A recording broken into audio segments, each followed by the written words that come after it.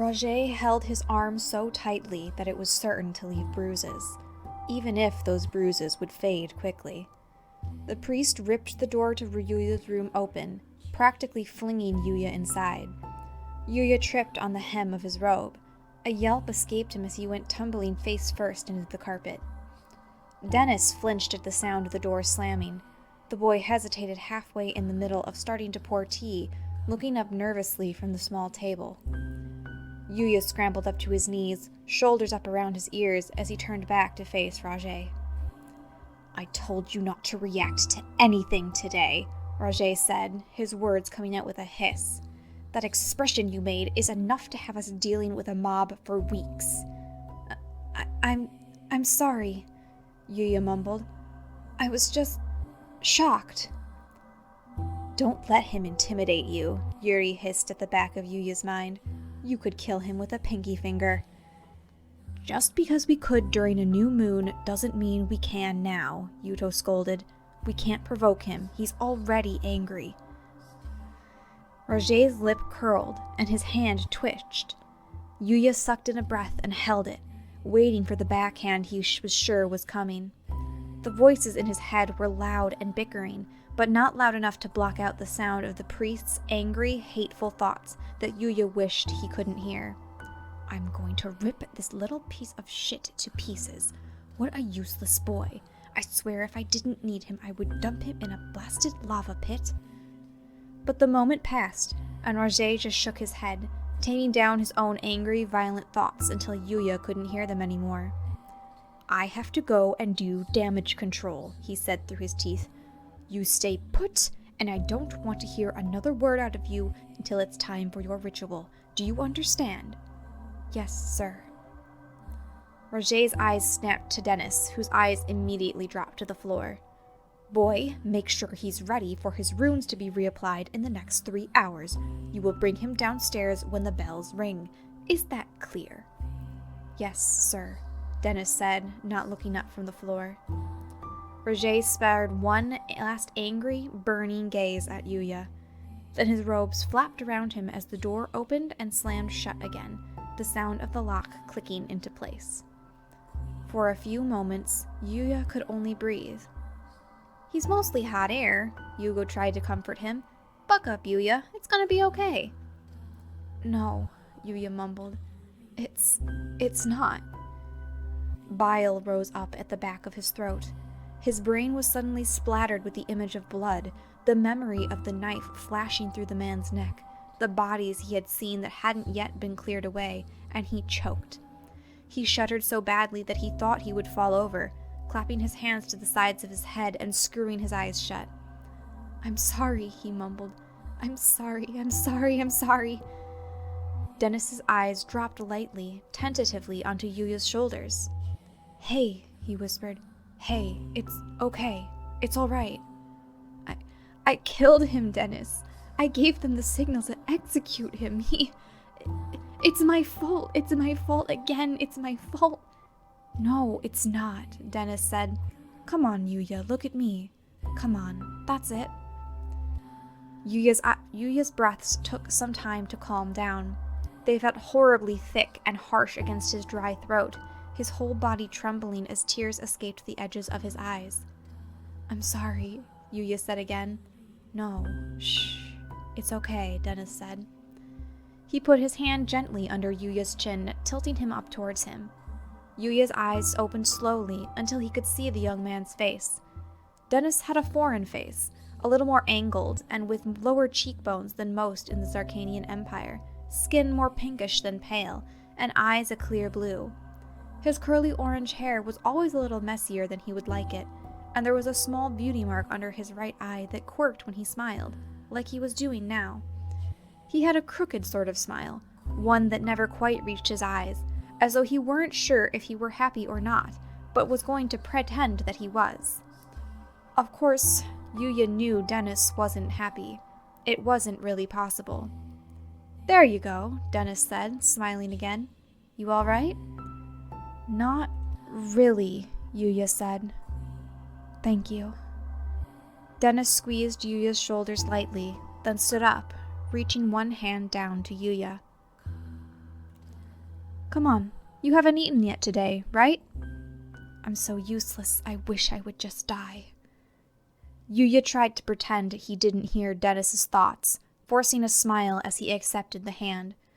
Dennis knew Yuya could hear it, but they both knew there wasn't much any of them could do to stop Dennis from having violent thoughts. Yuya just wished Dennis's hate didn't have to be directed toward himself. It hurt to listen to.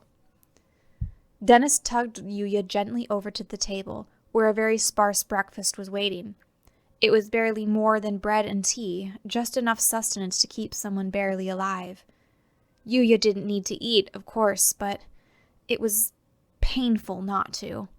He supposed he should be happy that the priests gave him anything to eat at all when they knew he didn't need it to live. Dennis helped Yuya sit down since Yuya's legs were shaking so badly. He went back for the tea kettle and tilted it towards the cup. The stream of warm water filled the room with the faint scent of green tea, and Yuya closed his eyes to breathe it in. "Oh," Dennis said, "that reminds me. I have something for you." Yuya's eyes opened and his lips parted. "Huh?" Dennis set the kettle down. He glanced up toward the door briefly, as though to make sure he didn't hear anyone passing by. Then he pulled back the fold of his robe, slipping one hand inside, and withdrew. Yuya gasped, eyes widening. Dennis smiled as he slipped the blossom free of his robe, pulling the petals back gently from where they had gotten crushed against his chest. Yuya reached out, and Dennis passed it to him, letting the blossom fall against Yuya's palm. How'd you get this in here?" Yuya said, turning his hand so that he could see every inch of the flower. It was a beautiful, dullish sort of violet pink that faded gently to a pale white in the center, with little yellow tendrils in the very center. The petals were so soft.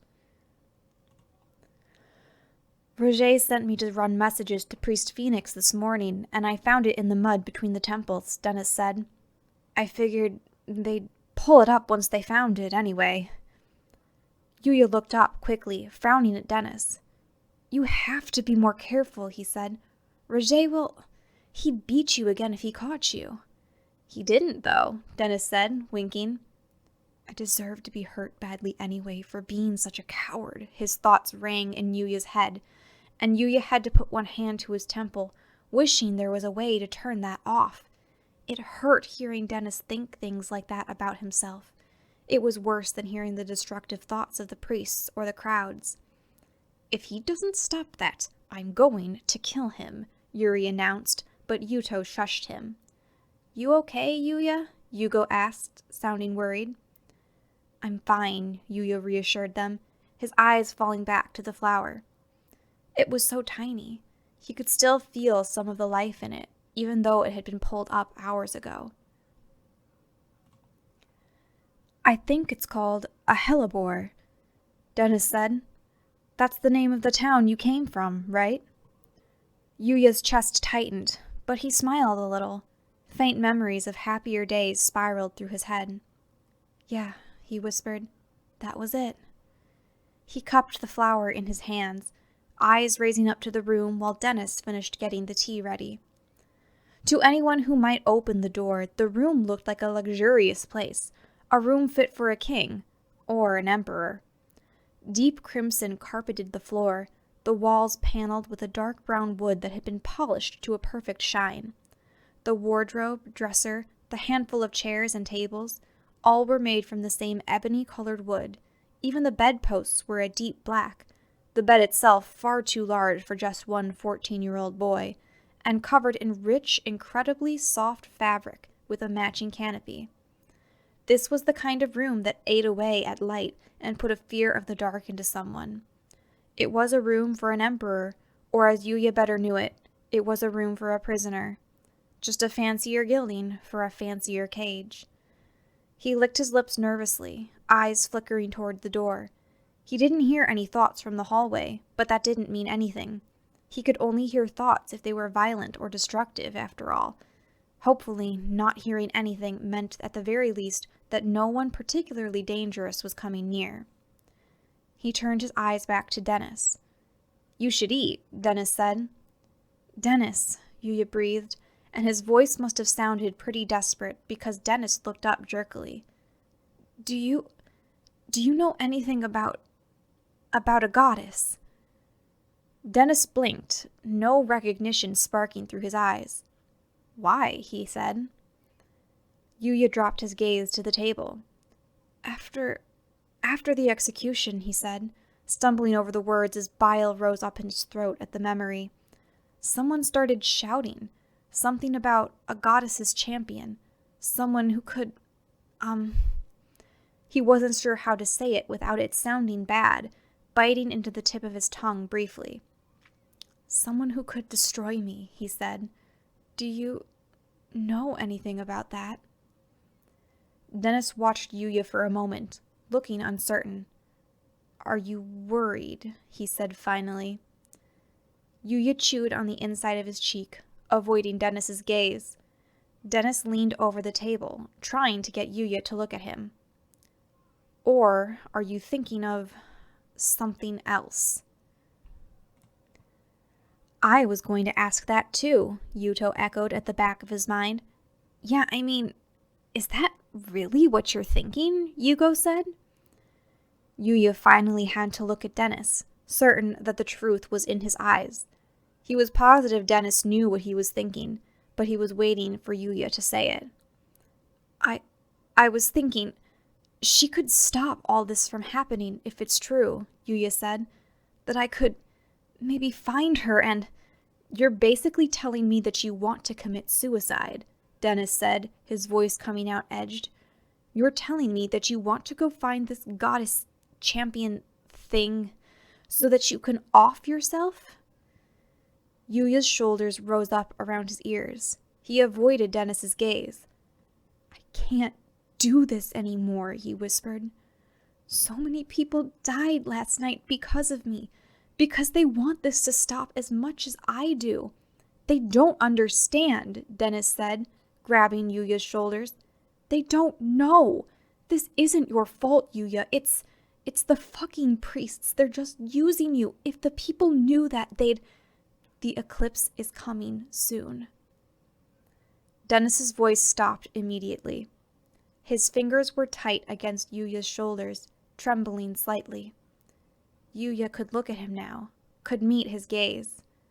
The voices in his head were silent too, as silent as Dennis's mind was in that moment.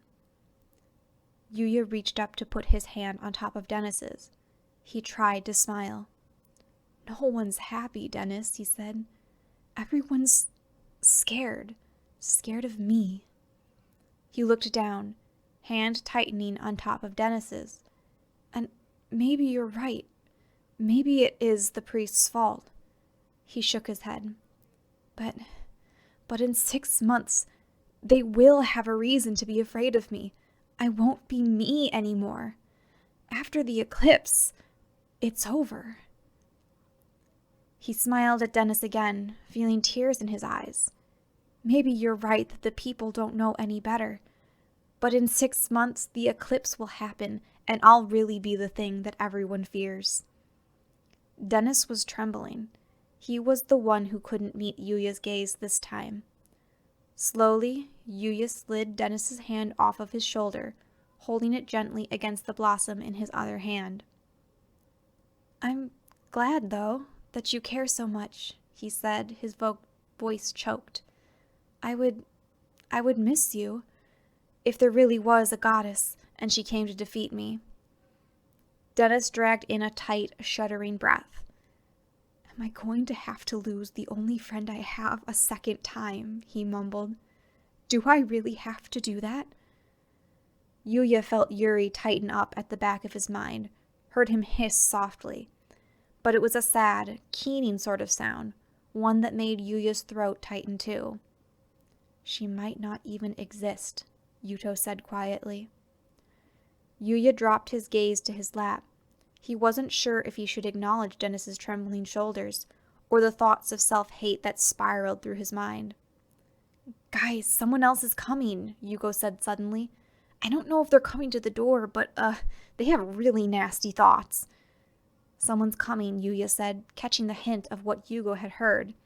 He shuddered at the violence of the thoughts, It was just a single word, over and over again. Kill, kill, kill, kill, kill, kill, kill, kill. It must be that fake priestess, Yuri said. Dennis snapped up at Yuya's words. We need to hide this, he said, tugging the flower out of Yuya's hands. They'll find it no matter where I put it. They clean out the whole room while my runes are being reapplied, Yuya said. His stomach twisted as his eyes slid over to the fireplace. His gaze met briefly with Dennis's, and all at once, Dennis's thoughts got quiet. His brows came together with a distressed look. Yuya. It's okay, Yuya said. He leaned down to briefly breathe in the scent of the flower. It was so nice, he thought wistfully. There were whole fields full of these outside the temple. He could hardly imagine it anymore. I'm glad I got to see it for even a few minutes. I don't want you to get in trouble. Dennis hesitated. He closed his eyes as Yuya passed him the flower. I'm sorry, he said. It didn't sound like it was about the flower, but Yuya didn't need an apology from him. Dennis tossed the blossom into the flames. Yuya could only stare as he watched the fire cause the petals to curl and blacken, until every bit of color bled out and it turned into nothing more than ash. His hands tightened into his robes. I have to find her, he thought. I have to die.